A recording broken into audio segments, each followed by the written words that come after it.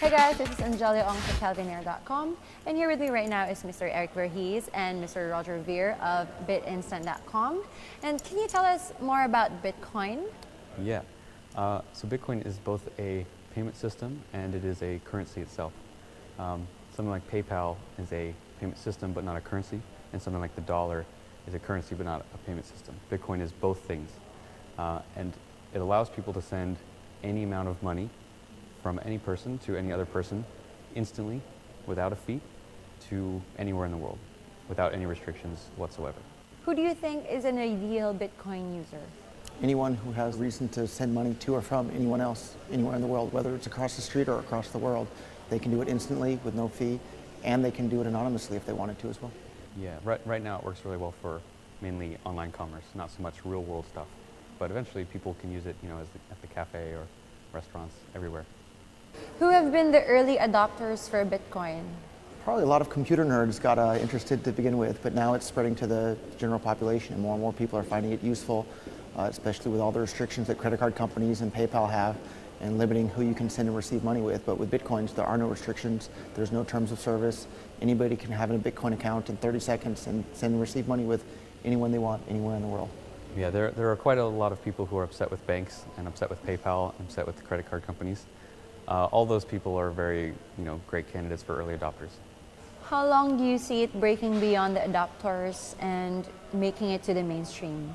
I think we're seeing that happen right now as we speak. Just last week, WordPress, which is the 20th most popular website in the entire world, is now accepting payments via Bitcoin on their website. And I think that's a real big milestone. It'll probably be over the next 2 years. So 2013, 2014. By the end of 2014, I think almost everyone will know what Bitcoin is. Can you please tell us what BitInstant.com is? Yeah, so BitInstant.com is not Bitcoin. It is a company involved with Bitcoin, just like Skype is not voice over IP, but it uses that technology. So BitInstant uses Bitcoin technology. What we allow people to do is buy Bitcoins faster and more easily than they could otherwise. So before BitInstant was around, it would take you 3 to 5 days to wire your money from your bank account into a Bitcoin exchange. With BitInstant, you can do that in about 30 minutes. So we speed the process up for people, make it easy. What is the biggest hurdle you guys have faced when it comes to getting people into Bitcoin? Is it education, lack of places to spend, or maybe converting it into cash? Probably a little bit of all of those.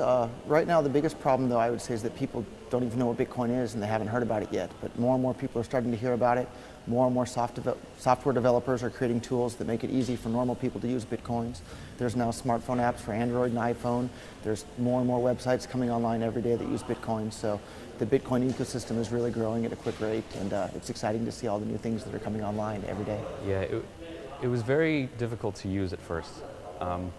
And a good parallel is the internet in general, right? When the internet was coming out in the early 90s or even the late 80s, people didn't understand how to use it. And it took years for the infrastructure and the systems to be built. Netscape Navigator came out and suddenly anyone could use the internet very easily. So we're seeing that same process with Bitcoin. The technology is sound, but companies and individuals are building useful, easy to use systems on top of that technology. And as those systems get built, then normal people can start using it much more easily. What are you guys doing to educate people to know more about Bitcoin? Well, to make it known to more people. There's a national radio campaign that's on more than 100 radio stations across the U.S. daily that advertises to hundreds of thousands of people called freetalklive.com. They've been advertising it for a number of months. There's a number of online websites. Another interesting tool is called feedthebirds.com, and that allows anybody to pay anybody via Bitcoin to retweet whatever message they want. And so based on the number of followers you have on your Twitter account, you can go there right now today to Feed the Birds with Z-E and retweet a message and receive some Bitcoins right now. So. Yeah. I think most of Bitcoin's advertising has been through word of mouth from friends telling each other about it and through the media that it's gotten. Because there's no Bitcoin company, right? So there's no central group to advertise it and promote it. So it's sort of a grassroots thing where everyone just learns about it and then they tell their friends, and that takes a while. Thank you very much, gentlemen. Again, this is Angelia Ong for CalvinAir.com.